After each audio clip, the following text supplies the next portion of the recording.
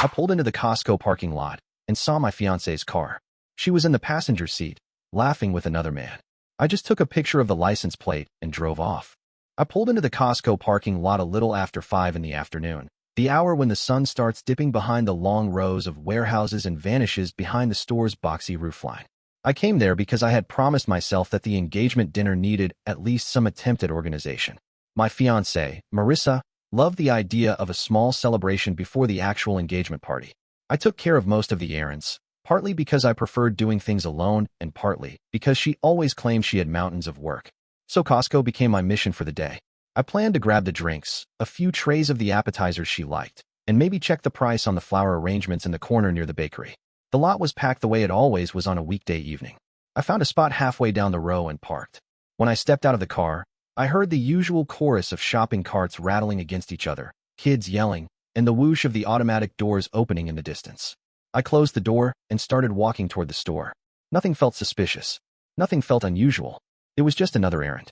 Another responsibility. Another small brick in the wall of the life we were building. Then I saw her car.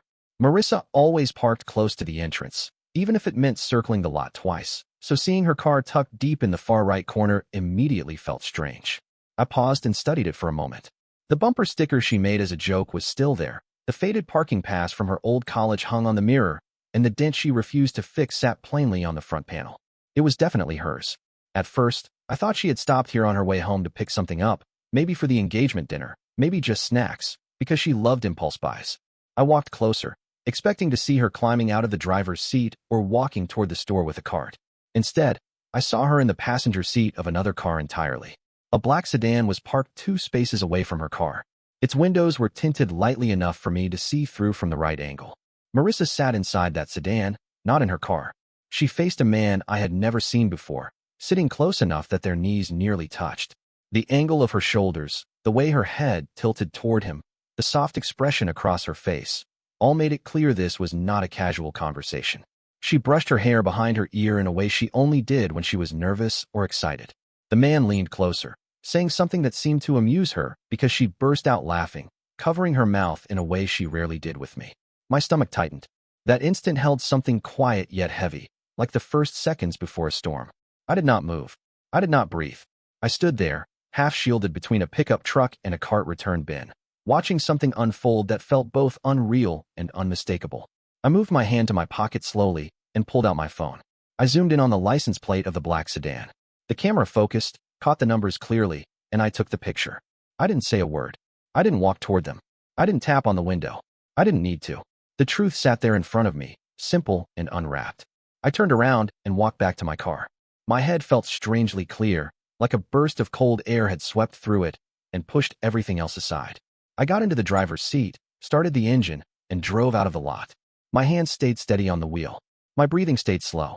It all felt oddly quiet inside the car, as though I had stepped into a different version of reality. I didn't go to Costco. I didn't finish the errands. I just drove home. The drive took 20 minutes. Every light turned green as if the world wanted to give me nothing to slow down or think too deeply. I kept replaying the posture between them, the easy familiarity, the way her hand rested on the man's arm for a moment, almost as if it was a habit.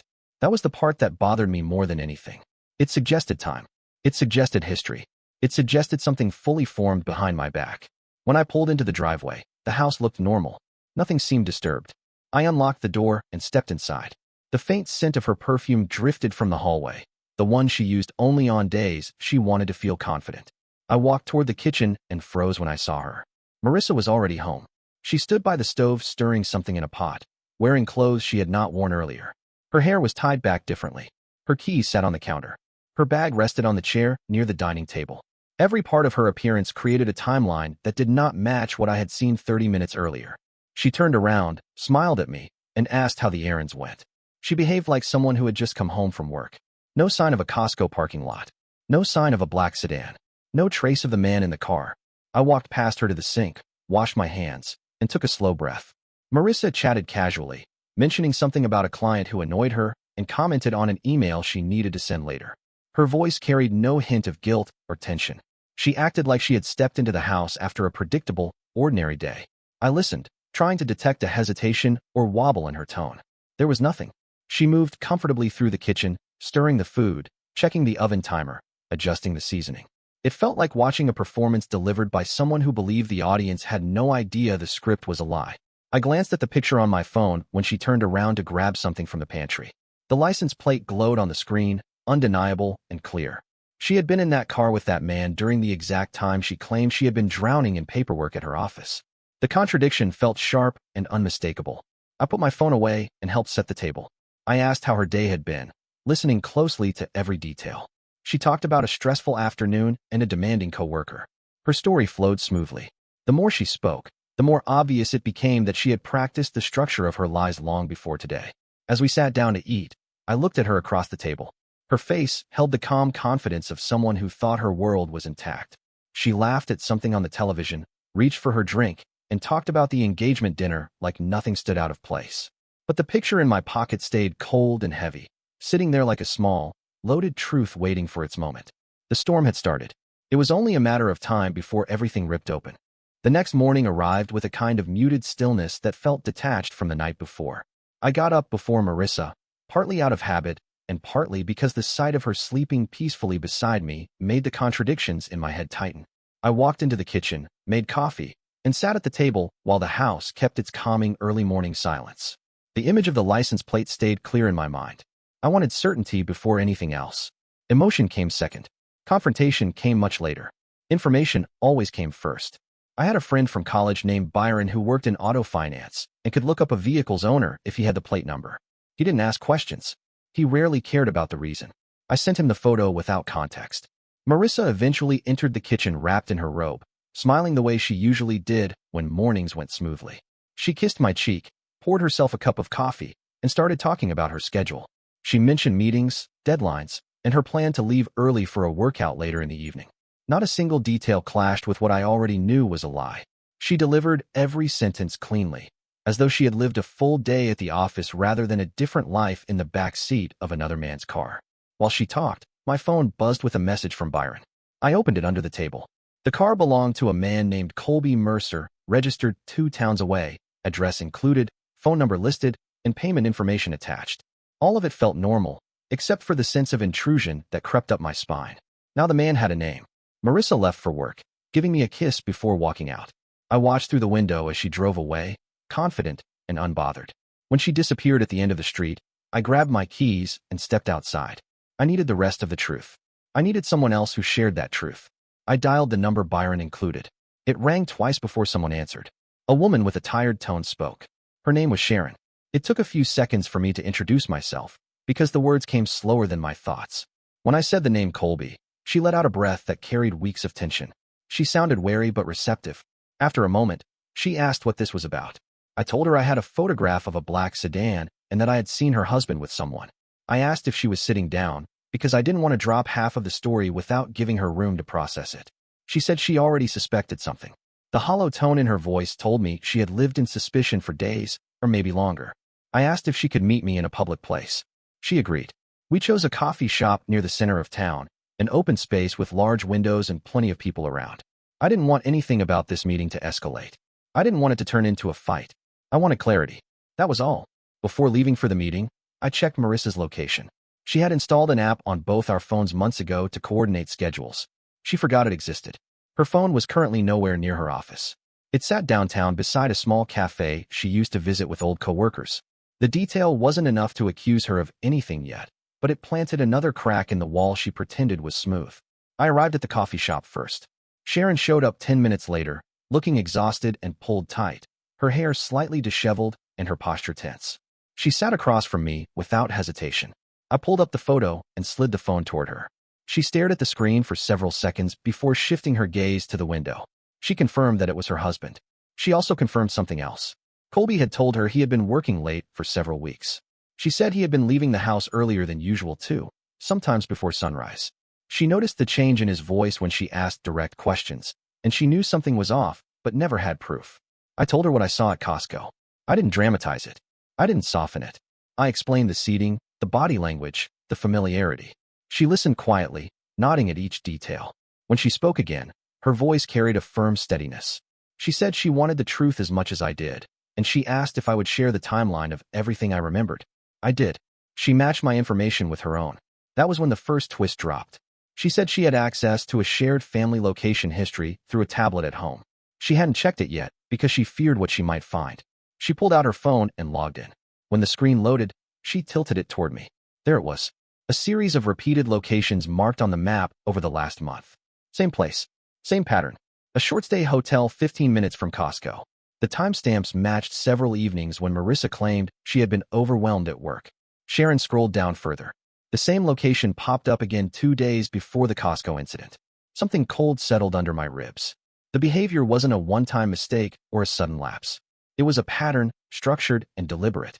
Sharon asked if I planned to tell Marissa immediately. I said no. Confrontation done too early only gives the liar a chance to regroup. I preferred to gather everything and step forward when the ground beneath them was most unstable. While we talked, Marissa texted me. She said lunch was hectic and asked if I could pick up a few things for the engagement dinner. The casual tone gave the message an added sting.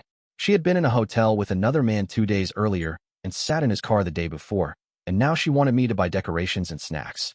Sharon asked what I planned next. I said the next step was understanding how far this situation stretched. She nodded and said she wanted to know the same about her husband. Neither of us wanted to cause chaos without direction. We intended to proceed with caution. Later that evening, Marissa returned home with a strangely bright mood. She placed her bag on the table and told me her parents invited us to stay with them over the weekend for some small family gathering. She insisted it would be good for us. She said her mother wanted to talk about seating arrangements for the engagement party. Her father wanted to discuss travel accommodations for relatives. Everything sounded normal and comforting, which made the suggestion unsettling. I agreed to go. As she walked away, I noticed something unusual sticking out of her coat pocket. A plastic card. A hotel key card. It did not belong to any place we had ever stayed together. I reached for the card when she stepped into the bedroom, but she turned around and took her coat before I could touch it. She carried it into the closet, humming softly. The humming made everything somehow worse. Once she was out of sight, I stood there thinking through the timeline. The key card, the hotel location in Sharon's app, the black sedan, the smile in the passenger seat, the completely reconstructed story at home. Everything lined up in a clean, linear chain. The weekend invitation felt like the next stage, even if she didn't know the ground beneath her feet had already cracked. The storm wasn't coming. It had already started gathering speed. The weekend arrived with a strange weight, like the air held something thick and expectant. Marissa packed earlier than usual, moving around the house with a level of energy that didn't match her work stories. She hummed occasionally, checked her phone repeatedly, and slipped that same coat, the one with the hotel keycard, into her overnight bag. She didn't give me a chance to examine it again, and she didn't notice the tension building behind my quietness. The drive to her parents' place took about an hour. They lived in a comfortable 2-story home on a calm street lined with trimmed hedges and identical mailboxes. A classic suburban scene. As soon as we pulled into the driveway, her mother stepped outside, waving enthusiastically, while her father leaned on the porch railing with a forced smile. The welcome carried a hint of rehearsed warmth. It made me suspect Marissa had been telling stories about me long before this weekend. Inside the house, the atmosphere grew stiff quickly. Her mother tried to fill the silence with polite small talk, asking predictable questions about work and the engagement dinner. Her father asked if I had sorted out the catering, speaking in a tone that suggested he doubted I was capable of organizing anything.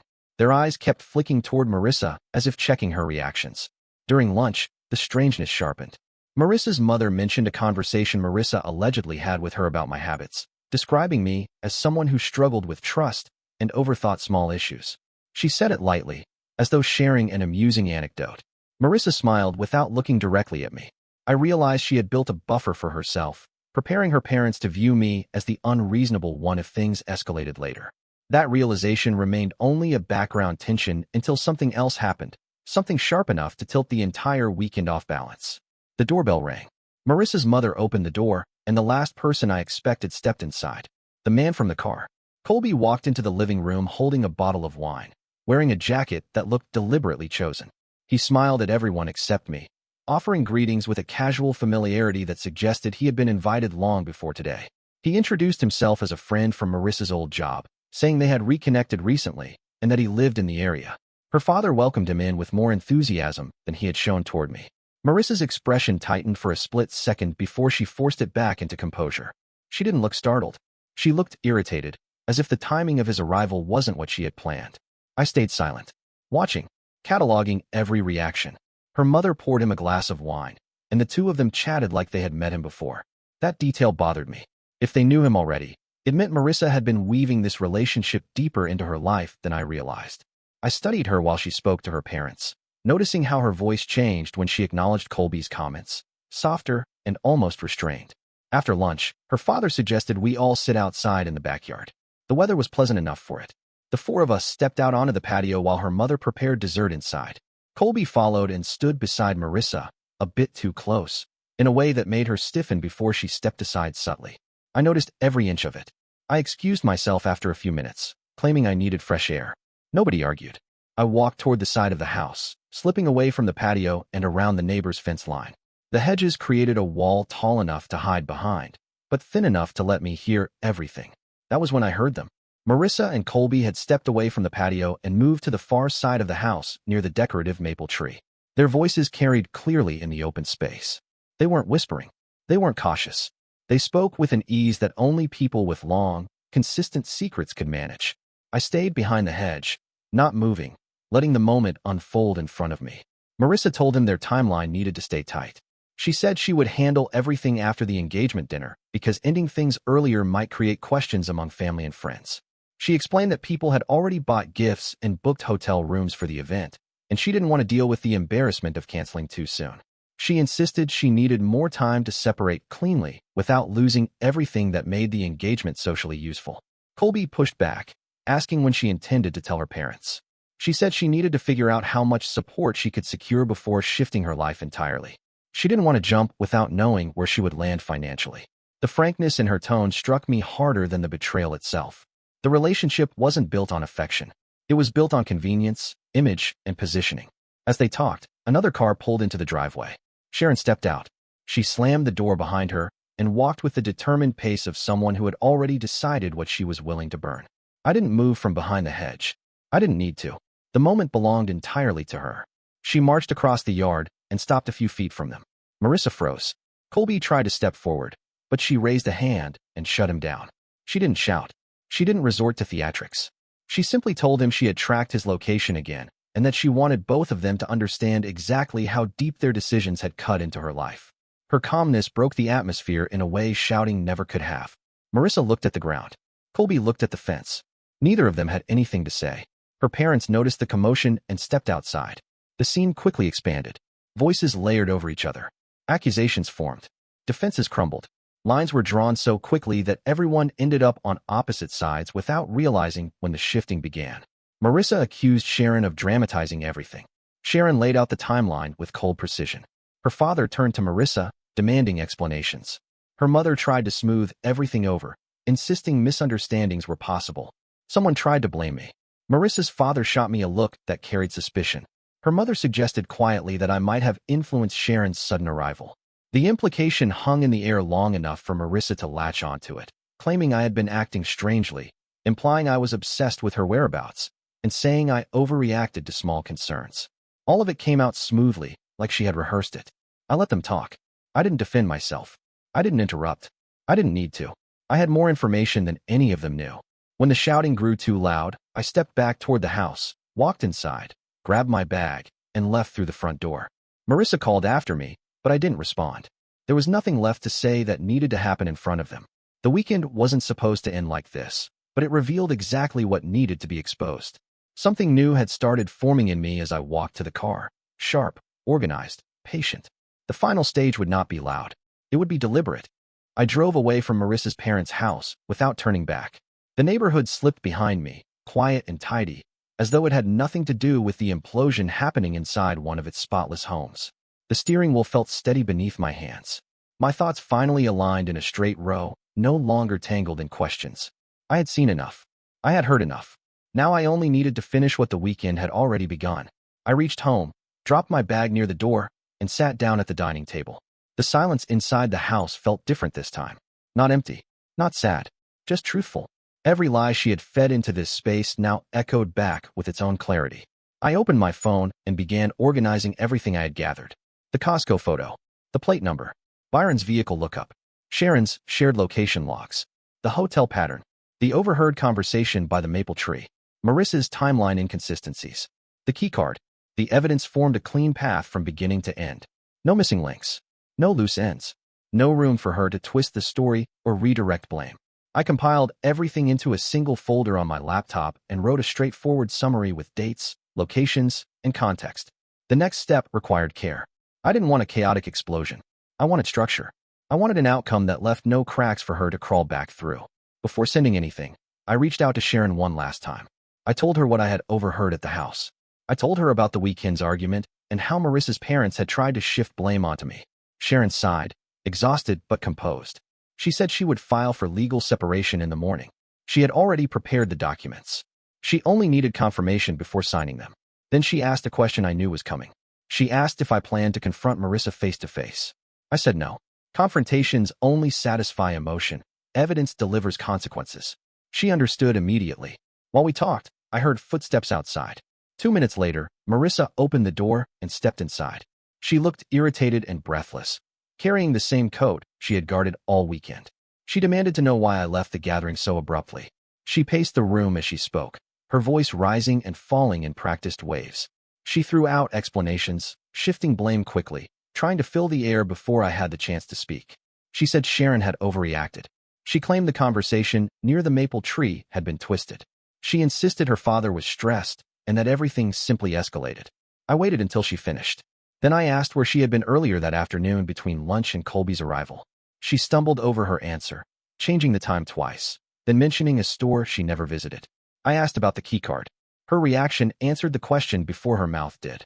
She reached for her bag, clutching it protectively, trying to hide the pause between her breaths. I didn't argue with her. I didn't press. I let the silence settle long enough for her to feel its shape. Then I stood up, walked to the bedroom, and came back with a small box. Inside it were documents related to the engagement party, receipts, venue confirmations, vendor details. I placed the box on the table and told her she could keep every item inside because none of it concerned me anymore. She asked what that meant. I said I would send her an explanation shortly. Then I left the house. I drove to a quiet parking lot near the river. The water moved slowly in the dimming light. It felt like the right place to end the emotional phase and begin the practical one. I opened my laptop and prepared the email. It wasn't dramatic. It wasn't emotional. It was organized, time-stamped, and complete. One attachment held the evidence collection. The body explained the relevance of each piece and how everything connected. There were no threats, no insults, no attempts to provoke, just clarity. I sent it to Marissa, her parents, the engagement venue, the caterer, her employer, Sharon, Colby's employer. Her employer mattered most. She worked for a medical nonprofit that held strict ethical policies regarding client boundaries and workplace conduct. Section 6 of their policy outlined disciplinary action for undisclosed relationships that created conflicts of interest. One line in the policy specifically addressed inappropriate personal entanglements that compromised professional integrity. The hotel logs, the weekday rendezvous, the timeline, all fit that category neatly. Once the email was sent, I turned the car off and stared out across the water. It didn't feel like triumph. It didn't feel like loss. It felt like the moment after a long-held breath finally exhaled. The responses arrived quickly. Her mother sent a long paragraph filled with shock, disbelief, and attempts to repair the image she and her husband had projected. Her father wrote a shorter message asking for privacy. Both tried to distance themselves from Marissa's decisions, though neither apologized for blaming me earlier. The venue manager responded 30 minutes later, confirming that since the contract listed me as the primary signatory, my portion of the deposit would be refunded within 5 business days. Marissa's portion, however, was non-refundable due to a liability clause she had signed separately when she insisted on upgrading the decor package. A small ripple of irony ran through me when I read that line. Sharon wrote last. She thanked me for being straightforward and said she had already forwarded the documents to her attorney. The next morning delivered the final shift. Marissa's employer called. They requested a statement. I told them I had already provided everything relevant and had nothing more to add. By afternoon, Marissa was suspended pending review. By evening, she had been dismissed for violating her conduct agreement. The official reason involved dishonesty and misuse of workplace time. Her parents called me again that night. Their tone had changed sharply. Fear replaced judgment. They asked if I knew where she was, because she had shown up at their house demanding support and refusing to leave when they told her she needed to take responsibility for what had happened. They asked if I could help calm her down. I said I would not involve myself further. The boundaries were final. 3 days later, the engagement venue sent the refund. The vendors removed my name from their lists. The catering invoice updated. My schedule cleared one item at a time, leaving no reminders of a life that no longer existed. A week passed. I visited a small coffee shop on the other side of town, a place far from any old routines. While waiting in line, I noticed someone clearing tables near the window. She moved slowly, tired and unfocused. Dark circles sat beneath her eyes. Her hair was tied back without care. She wiped the tables mechanically, barely noticing anyone around her. It was Marissa. She didn't look up. She didn't see me. The moment didn't require an interaction. It didn't ask for closure through words. The consequences had already run their course. She had lost the job she valued. She had lost the stability she depended on. She had lost the safety net she expected to fall into. Her decisions had cut through her life with a precision she had never anticipated. I left the coffee shop quietly and walked back to my car. The air felt lighter than it had in weeks. The truth had settled. The storm had passed. And the last piece of my old life stood behind me, fading into the distance as calmly as the river had moved that night.